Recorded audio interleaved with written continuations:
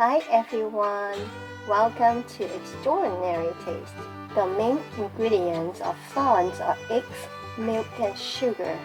It's all about the ratios of these three ingredients when it comes to making a perfect flan. Let's take a look at how it works. There are two popular ways of preparing caramel. In red caramel, sugar is first dissolved with a little bit of water, whereas in dry caramel, sugar is simply heated and caramelized. Making dry caramel is quick, but if the heat is not controlled properly, it can burn easily. In my opinion, making red caramel is easier to manage as it is demonstrated in this video.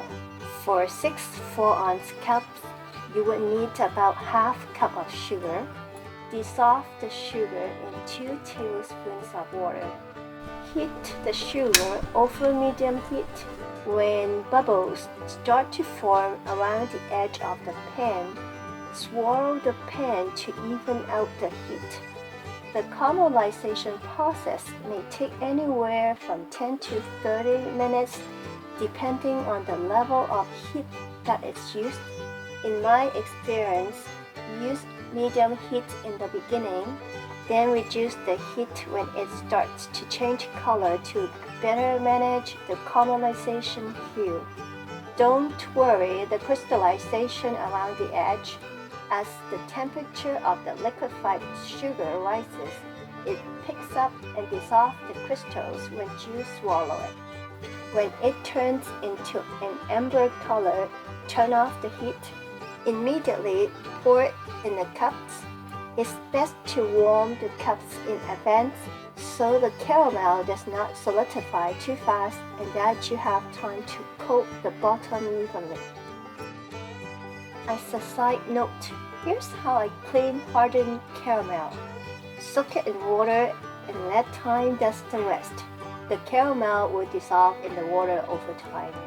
I used 2 egg yolks and 2 whole eggs to make 6 cups. You can use all whole eggs. However, the flan will be less firm and lighter in color. The amount of milk is 2 times of egg. I have 151 grams of eggs, so I use 300 grams of whole milk. Heavy cream adds a rich, creamy flavor to the flan. The egg to heavy cream ratio is 1 to 0.8, so 80% of 151 gram eggs is 120 grams of heavy cream. You can use whole milk only.